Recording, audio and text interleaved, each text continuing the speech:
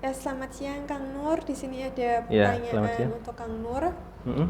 Kang, ini ada pertanyaan dari Bu Intan. Bu Intan. Ya, dia Oke. follower dari Instagram Kang Nur. Oh iya. Mm-mm. Mungkin bisa disapa dulu Bu Ya, Intannya. Bu Intan. Ya, semoga sehat selalu dan selalu diberikan kelancaran. Amin. Amin.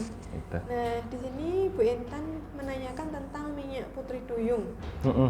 Kira-kira begini Kang Nur, apakah tahu minyak putri duyung? Kalau misalnya tahu, itu apakah benar didapatkan dari seorang putri duyung asli?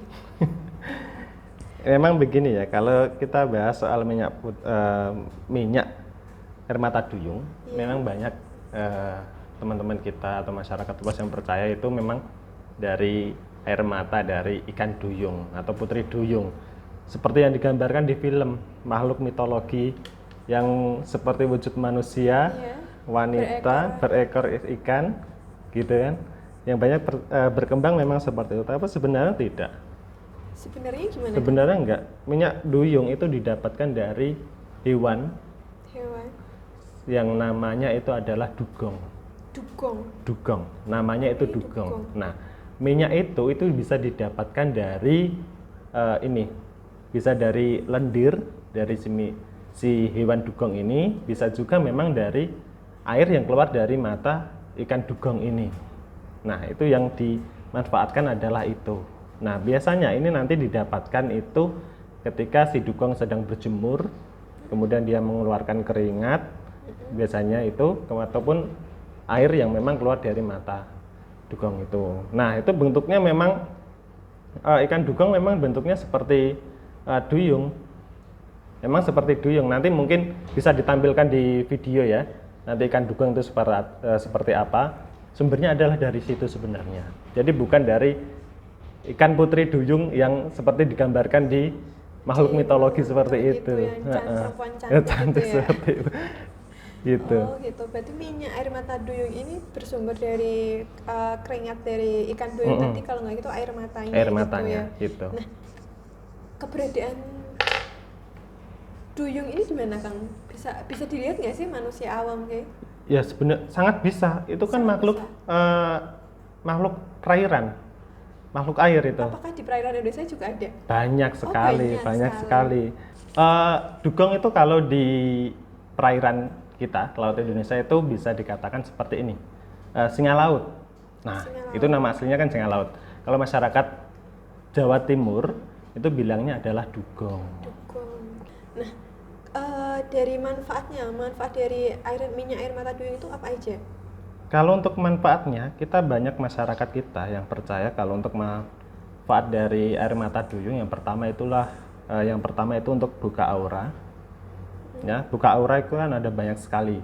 Bisa untuk buka aura pengasihan diri, artinya untuk daya tarik, bisa juga untuk kerezekian, bisa juga untuk jodoh. Gitu. Banyak sekali manfaatnya. Itu manfaat yang berkembang di masyarakat. Jadi memang kepercayaan masyarakat menganggap minyak itu bisa dimanfaatkan untuk buka aura, dan penggunaannya pun sebenarnya mudah. Kalau untuk minyak air mata duyung itu banyak digunakan sebagai minyak wangian biasa. Itu sebenarnya minyaknya wangi. Kalau dari praktisi spiritual, kalau dari saya pribadi, nanti diolah sedemikian rupa, nanti bisa digunakan untuk minyak wangi seperti parfum, bisa juga untuk digunakan sebagai campuran untuk mandi. Jadi minyak ini campurkan di bak mandi, digunakan untuk mandi. Itu penggunaannya tergantung dari kasusnya seperti apa gitu ya, atau kayak gimana? Semuanya sama. Kalau untuk penggunaan minyak air mata duyung ini berbeda dengan sarana yang lain, sarana spiritual yang lain. Kalau untuk penggunaan air mata duyung ini dimanapun penggunaannya biasanya sama. Bisa digunakan untuk minyak wangi ataupun untuk campuran mandi. Gitu. Itu bisa ditaruh, dimasukkan ke bak kayak gitu. Ke bak mandi, ke bak air mandi, kemudian kita gunakan untuk mandi. Itu biasanya digunakan untuk fungsi buka aura. Fungsi untuk buka aura. Banyak digunakan untuk itu. Begitu. Nah, ini saya lihat di websitenya Kang Nur, gendambutih.com, itu menyediakan minyak air mata duyung. Bisa dijelaskan itu proses ritualnya seperti apa? Kalau untuk proses ritual dari minyak air mata duyung ini sebenarnya jadi rahasia dapur saya ya. rahasia dapur Tidak karena boleh dibocorkan ya.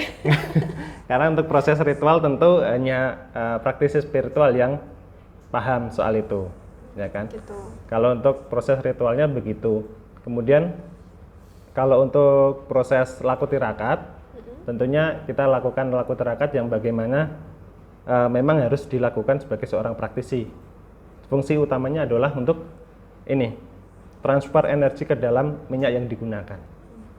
Itu, untuk prosesnya seperti itu. Kalau untuk proses yang lain, mungkin itu jadi rahasia dapur kita, gitu. Kalau misalnya udah penggunaan ya Kang ya, misalnya saya pakai minyak air mata duyung buat mandi atau gimana.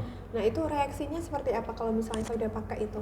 Reaksi paling utama yang paling banyak langsung bisa dirasakan itu adalah meningkatkan percaya diri. Meningkatkan rasa percaya diri. Kebanyakan orang yang tidak percaya diri itu karena tidak memiliki sebuah senjata dalam dirinya. Nah, senjata dari segi kebatinan adalah ini hal yang bisa saya andalkan. Nah, maksudnya seperti itu. Nah, dari penggunaan air mata duyung ini bisa digunakan sebagai senjata untuk meningkatkan rasa percaya diri. Itu yang pertama, itu yang bisa langsung dirasakan. Kalau untuk proses yang kedua atau efek yang kedua, mungkin nanti dari segi daya tarik. Mungkin kalau dari segi kebatinan, pancaran aura kita lebih cerah, ya. Banyak orang yang tertarik dengan kita mudah bergaul. Paling banyak seperti itu. Jadi lebih terbuka gitu. Lebih terbuka, gitu. Tingkat kepedeannya auto naik gitu ya. Auto naik, itu sudah pasti. Nanti bisa langsung dirasakan itu, semua orang pasti bisa merasakan seperti itu. Lalu siapa aja yang boleh menggunakan minyak ini kan? Kalau dari saya siapapun boleh. Siapapun boleh menggunakan, yang penting sudah di atas akil balik. Di atas akil balik. Yang penting sudah balik. Itu boleh menggunakan. Kalau untuk untuk pria, kalau akil balik kan biasanya usia 15 tahun. Ya kan, usia 15 tahun. Kalau untuk pria kan untuk wanita biasanya kan usia 12 tahun. Itu kan sudah masa akil balik. Itu boleh menggunakan. Gitu. Sampai tidak ada batasan usia kalau untuk selanjutnya nggak ada. Gitu. Dari segi agama, siapapun boleh menggunakan. Baik yang beragama Islam, ya, Kristen, Buddha dan lain sebagainya. Saya tidak ada kriteria khusus untuk orang yang beragama apapun. Semuanya boleh menggunakan. Nah, ini penggunaannya kan tadi cuma dioles atau apa ya? Nggak ada bacaan atau amalan sesuatu kayak gitu. Kalau mengenai amalan sebenarnya itu personal ya. Tapi kalau dari saya pribadi, tetap saya berikan amalan. Fungsi dari amalan ini adalah sekiranya kita memiliki suatu doa, ya, atau suatu amalan yang bisa kita amalkan setiap hari, yang nanti fungsinya adalah untuk menambah rasa percaya diri itu tadi. Kemudian kalau dari segi spiritual, amalan nanti digunakan sebagai booster energi. Untuk meningkatkan energinya supaya lebih stabil, tetap kuat. Begitu. Kalau untuk amalan itu nanti kan tadi Kang Nur bisa dipakai untuk agama apapun ya. Itu juga nanti ritualnya amalannya beda-beda atau kayak gimana, atau hanya di agama tertentu? Kalau untuk amalannya, kalau dari saya biasanya memang saya berikan itu sesuai dengan kepercayaan teman-teman masing-masing. Gitu. Kalau yang beragama Islam mungkin kita lebih ke agamis ya gitu ya. Kalau dari segi agama yang lain mungkin kita bisa sesuaikan. Tapi kalau dari saya pribadi, saya lebih banyak memberikan amalan itu yang memang warisan leluhur. Artinya amalan kita nanti menggunakan bahasa Latin. Gitu. Jadi yang beragama Islam, non-muslim dan lain sebagainya tetap bisa mengamalkan dan bisa dibaca. Berarti kliennya Kang Nur multi agama. Iya. Siapapun yang beragama apapun boleh tetap menggunakan. Gitu. Saya nggak ada batasan seperti itu. Nggak ada batasannya ya. Kalau ini untuk penggunanya apakah ada efek sampingnya? Kalau dari efek samping selama ini alhamdulillah nggak ada. Nggak pernah ada komplain mengenai sarana air mata duyung ini. Yang penting sebelum saya serahkan, ya, sebelum teman-teman itu menggunakan, saya tetap menekankan pertama kali adalah gunakan sarana seperti ini itu karena niat lillahi ta'ala. Jangan pernah embel-embelin niat yang lain. Misalkan ya, walaupun ini fungsinya untuk kebaikan, untuk daya tarik, untuk buka aura.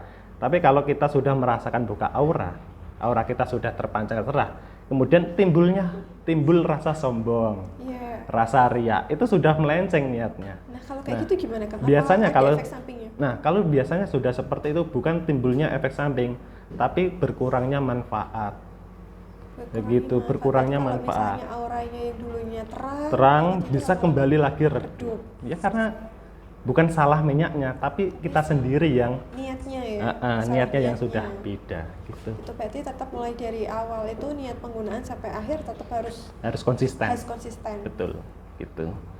Oke, siap Kang. Itu aja pertanyaan untuk tentang air mata Baik, duyung. iya, terima kasih. Gitu.